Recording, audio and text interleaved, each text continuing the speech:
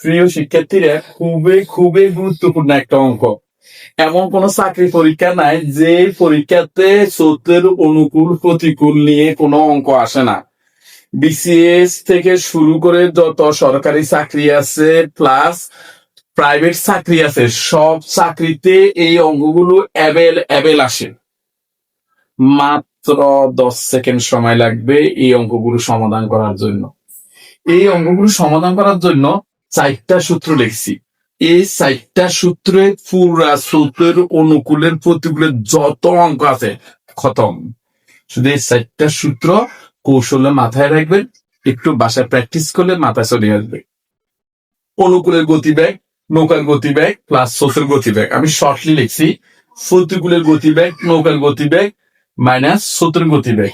এখানে সবগুলো স্থির জলে হিসাব করা হবে, অর্থাৎ কোন নৌকা যখন কোথায় থেকে আসে, যখন স্থির অবস্থা দাঁড়ায় তখন আমরা সেখান থেকে হিসাবটা করতে হয়। এই জন্য আমি ওই শব্দটা লিখে নিতে বলে জায়গা কম। আমি এর আগে একটু বলি অনুকূল বলতে কি বুঝি।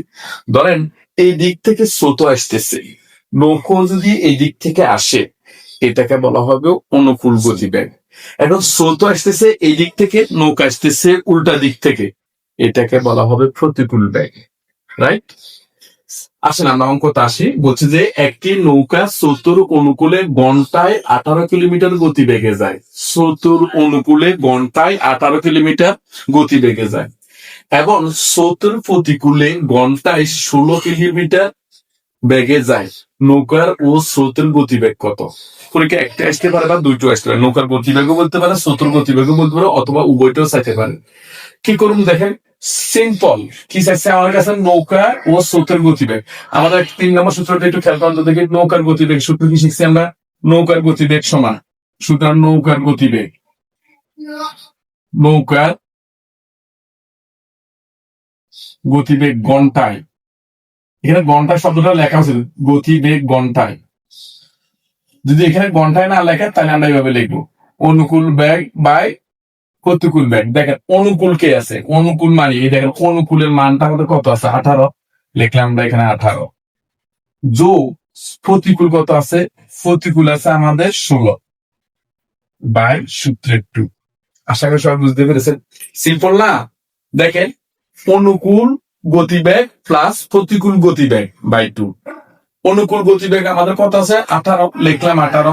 প্রতিকূল গতিবেগ কত আছে? 16, লিখলাম 16 বাই সূত্রের 2। রাইট? যোগ করি রুটটা।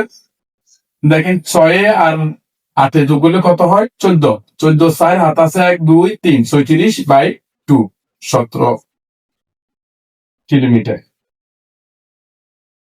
বাই ঘন্টা লিখবেন। সিম্পল না?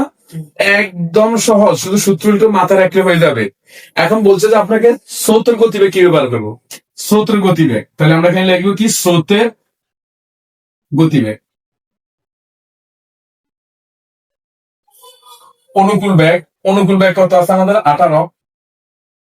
সূত্রটার দিকে তাকান, মাইনাস প্রতিকূল বেগ। প্রতিকূল বেগ আমাদের কত আছে? প্রতিকূল বেগ আছে 16 বাই সূত্রের 2 কিলোমিটার বাই ঘন্টা। মানে ঘন্টা হিসাব করা হয়েছে এখানে। কত থাকে? 2 থেকে 2, 18 থেকে 16 গেলে 2 ভাগ করলে কত? 1। শেষ। আশা করি সবাই বুঝতে পেরেছেন।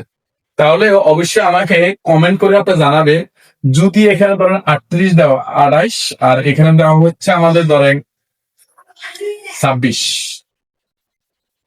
তাহলে এই অঙ্কটার উত্তর কত হবে কমেন্ট করে অবশ্যই জানাবেন। সবাইকে অসংখ্য ধন্যবাদ। সবাই ভালো থাকবেন। আসসালামু আলাইকুম।